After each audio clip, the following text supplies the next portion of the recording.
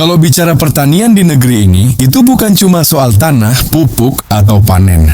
Pertanian adalah urat nadi kedaulatan bangsa. Dan untuk pertama kalinya dalam sekian tahun, saya lihat ada kementerian yang betul-betul bekerja. Bukan cuma bicara angka di podium, tapi memindahkan data menjadi kenyataan di sawah. Kita lihat FAO, Organisasi Pangan Dunia, mengakui produksi pangan Indonesia naik nomor 2 terbesar di dunia. Bukan karangan, bukan janji. Ini data dunia. Dan artinya apa? Artinya mesin pangan kita mulai bergerak, walaupun masih banyak yang skeptis, sinis, dan gak percaya. Tapi angka nggak bisa bohong. Angka ini lahir dari keringat petani, dari kebijakan yang mulai berani dipotong dari rantai birokrasi yang ribet. Dulu pupuk itu seperti kisah rakyat jelata yang menunggu anugerah dari dewata. Lambat, mahal, dan selalu hilang di tengah jalan. Sekarang, regulasi pupuk yang dulu ada 145 aturan tumpang tindih dipangkas menjadi 3 langkah saja. Dari kementerian ke produsen, dari produsen ke petani. Clear. Selesai. Semudah itu. Inilah yang saya sebut ekonomi logistik tanpa drama. Kalau pupuk sampai ke tangan petani tanpa calo, itu bukan hanya reformasi. Itu revolusi sunyi. Tapi kita nggak boleh berhenti di situ. Pertanian bukan cuma soal padi dan beras. Kita sekarang bicara hilirisasi, kata yang sering diucap tapi jarang dipahami. Hilirisasi itu bukan sekadar olah bahan mentah, tapi olah nasib bangsa sendiri. Lihat kelapa dalam. Tahun lalu produksi kita 29 juta ton, sekarang 33 juta ton. Dan yang lebih menarik, ekspor kelapa mentah 2,8 juta ton itu nilainya 24 triliun rupiah. Tapi kalau itu kita olah jadi VCO, coconut milk, dan turunannya, nilai tambahnya bisa naik 100 kali lipat. Itu bukan saya yang bilang, itu hitungan matematis. Kalau 100 kali lipat berarti potensi 2.400 triliun rupiah. Dan kalau cuma separohnya terrealisasi, tetap 1.200 triliun rupiah masuk ke kas negara. Bayangkan, hanya dari kelapa.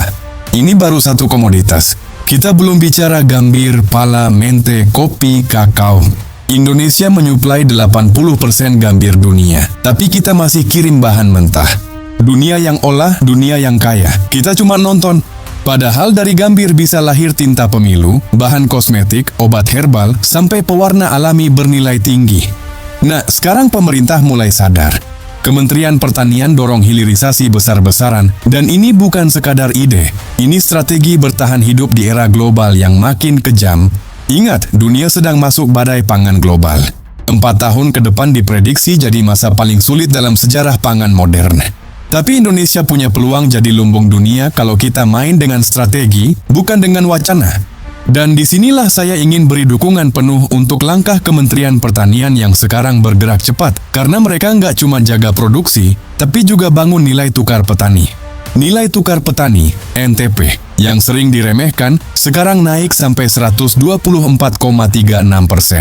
Target dari Kementerian Keuangan cuma 110%. Berarti bukan sekadar tercapai, melampaui batas. Petani mulai punya daya beli, mulai bisa hidup lebih layak, mulai senyum lagi. Dan itu tanda bahwa kebijakan bekerja. Tapi jangan salah, keberhasilan hari ini bisa runtuh besok kalau kita lengah.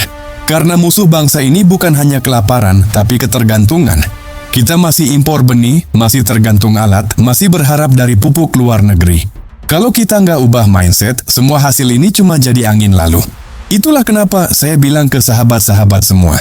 Mari dukung kebijakan hilirisasi ini. Kita nggak butuh hanya jadi eksportir bahan mentah. Kita harus jadi penguasa rantai nilai. Harus punya pabrik pengolahan di dalam negeri. Edit videonya, istilahnya, harus di Indonesia. Dari sawit, dari CPO, jangan cuma jadi fame atau biofuel, tapi olah jadi mentega, kosmetik, sabun, bahan bakar alternatif. Semua harus jadi devisa yang tinggal di negeri sendiri. Dan di sisi rakyat, saya juga mau himbau, kalau kamu petani, jangan tunggu disuapi kebijakan. Bangun kelompok tani yang cerdas. Pelajari pasar, pelajari rantai pasok. Sekarang zaman digital, akses informasi terbuka. Gunakan peluang ini. Petani bukan lagi buruh tanah, tapi entrepreneur ekosistem pangan. Dan kalau kamu pejabat daerah, gubernur, bupati, jangan jadi penghambat.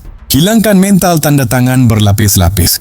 Bangsa ini sudah terlalu lama dikurung oleh meja birokrasi. Sekarang waktunya kita buka jalan bagi kerja cepat. Dukung petani dengan akses kredit, alat, dan data, bukan dengan seminar dan foto seremoni. Kita punya lahan 800.000 hektar yang sedang disiapkan untuk kakao, kopi, mente, dan pala. Itu akan menciptakan 1,6 juta lapangan kerja baru dalam 2 tahun. Kalau ini berjalan, kita bukan cuma jadi lumbung pangan, tapi lumbung kesejahteraan. Ini bukan mimpi, ini cetak biru masa depan. Dan saya bicara ini bukan karena saya dekat dengan pemerintah, tapi karena saya cinta logika. Kalau kebijakan benar, kita dukung. Kalau salah, kita koreksi. Tapi kali ini, saya lihat arah sudah benar. Pesan untuk kita semua, rakyat, pejabat, pengusaha, akademisi, mari kita bangun kedaulatan pangan dengan satu suara.